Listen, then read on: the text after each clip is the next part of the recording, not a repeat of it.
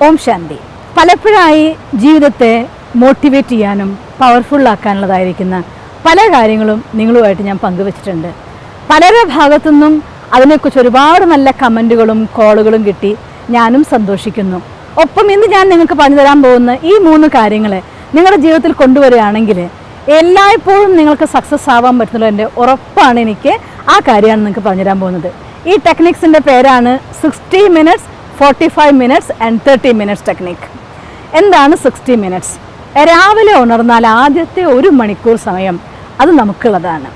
ഞാൻ പല വിജയികളായിരിക്കുന്ന ആളുകളുടെ അടുത്ത് ഡോക്ടേഴ്സ് ഉണ്ട്, എൻജിനീയേഴ്സ് ഉണ്ട്, അഡ്വക്കേറ്റ്സ് ഉണ്ട്, ബിസിനസ്മാൻമാരുണ്ട്, എത്രയോ ആളുകളുടെ അടുത്ത് ഇടപഴകാനും സംസാരിക്കാനും അവരുടെ കാര്യങ്ങൾ അറിയാനും കേൾക്കാനുള്ള ചാൻസ് കിട്ടിയിട്ടുണ്ട്. എല്ലാവരായിട്ടും ഒരു കാര്യം മാത്രം എനിക്ക് വളരെ കോമൺ ആയിട്ട് കിട്ടിയ കാര്യം, രാവിലെ സമയം 1 മണിക്കൂർ സമയം അവനവന് വേണ്ടി ചിലവഴിക്കുന്നവരാണ് യഥാർത്ഥമായ രീതിയിൽ അവനവൻ്റെ സമയത്ത് ഉപയോഗിക്കുന്നത്. പറയാറില്ലേ, വെൽ ബിഗൺ ഹാഫ് ഡൺ എന്ന് പറയാറുണ്ട്.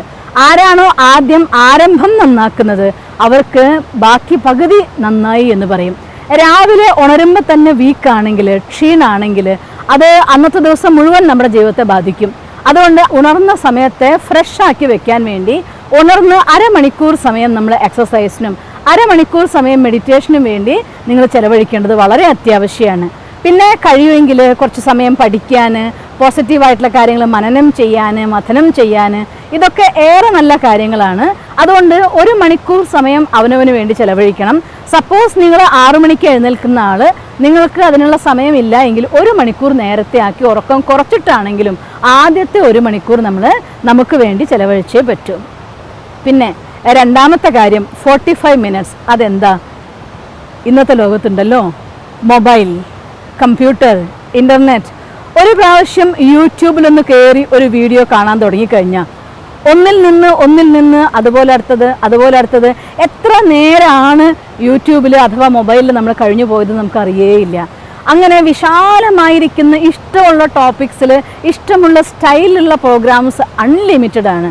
അതുകൊണ്ട് പലപ്പോഴും പലരും അവനവൻ്റെ ഒഴിവ് സമയങ്ങൾ, പണ്ടൊക്കെ ഞാൻ പറയുമായിരുന്നു ഒരു ടി വിയുടെ മുന്നിൽ എല്ലാവരും ഇരുന്ന് ആഹാരം കഴിച്ചു, അത് ചെയ്തു ഇത് ചെയ്തു എന്നൊക്കെ. ഇപ്പോൾ ടെക്നോളജി എത്രമാത്രം മനുഷ്യന്മാരെ തമ്മിൽ അകറ്റിയെന്ന് വെച്ചാൽ ഒന്നിച്ചിരുന്ന് ടി വി കാണലുമില്ല, അവനവൻ്റെ മൊബൈലിൽ ആ മൊബൈലിൽ ഇഷ്ടമുള്ള പ്രോഗ്രാമും ആയിക്കൊണ്ട് ഒരു വീട്ടിൽ 4 ആൾ ഇരിക്കുന്നുണ്ടെങ്കിൽ 4 ആൾ 4 മൊബൈൽ വെച്ചിരിക്കുന്ന അവസ്ഥ. പരസ്പരം കമ്മ്യൂണിക്കേഷൻ വളരെ വീക്കായി പോയി. അതുകൊണ്ടാണ് കുട്ടികളെക്കുറിച്ച് മാതാപിതാക്കൾക്ക് അറിയുന്നില്ല, മാതാപിതാക്കളെക്കുറിച്ച് കുട്ടികൾക്ക് അറിയുന്നില്ല. പരസ്പരമുള്ള ബന്ധങ്ങളിലെ വാംത്ത് കുറഞ്ഞു പോയി, സുഖം കുറഞ്ഞു പോയി, ജീവിതത്തിൽ അറിയാത്ത രീതിയിൽ ഒരുപാട് സ്ട്രെസ് അനുഭവിക്കുന്ന ആളുകളായിട്ട് മാറി. ഇതിൻ്റെയൊക്കെ കാരണം എന്താണ്? മനുഷ്യന്മാരുള്ളിൽ ഇത്തരത്തിലായിട്ടുള്ള നെഗറ്റീവായിരിക്കുന്ന ക്യാരക്ടേഴ്സാണ്. ഞാൻ മൊബൈൽ ഉപയോഗിക്കേണ്ടെന്നൊന്നും പറയില്ല. ഇപ്പോൾ നിങ്ങൾ ഈ പ്രോഗ്രാം കാണുന്നുണ്ടെങ്കിൽ പോലും പലപ്പോഴും മൊബൈലിലാണ് എല്ലാവരും കാണാറ്. അതുകൊണ്ട് വേണ്ടാന്ന് പറയുന്ന കൂട്ടത്തിലല്ല ഞാൻ, പക്ഷേ ലിമിറ്റ് ചെയ്യേണ്ടിയിരിക്കുന്നു. എപ്പോഴാണോ എൻ്റെ out going calls, incoming calls ഞാൻ അറ്റൻഡ് ചെയ്യേണ്ടത് എന്നതും, എപ്പോൾ ഞാൻ അവർക്കൊക്കെ റെസ്പോൺസ് കൊടുക്കണം എന്നുള്ളതും, എപ്പോൾ പ്രോഗ്രാമിൻ്റെ കമൻറ്റിന് ആൻസർ കൊടുക്കണം എന്നുള്ളതും, അതുപോലെ തന്നെ എത്ര സമയം ഞാൻ ടെക്നോളജിയുടെ കൂടെ കഴിയണം, എത്ര സമയം ഞാൻ ആളുകളുടെ കൂടെ കഴിയണം, നിശ്ചയിക്കാനുള്ള ഒരു ദൃഢത നമ്മുടെ ഉള്ളിൽ ഉണ്ടായിരിക്കണം. പിന്നെ എന്താ ഈ 45 minutes? ഇത് ജീവിതത്തിൽ ഏറ്റവും പ്രഷ്യസ് ആയിരിക്കുന്ന മൊമെൻ്റാണ്. ഒരു ജീവിതത്തിൽ നമ്മളെല്ലാ കാര്യങ്ങളും നേടിയിട്ട് നമ്മുടെ കുടുംബം നമ്മളോടൊപ്പം ഇല്ല എന്നുണ്ടെങ്കിൽ ഒന്നും നേടാത്ത അവസ്ഥ പോലെ തോന്നിപ്പോകും.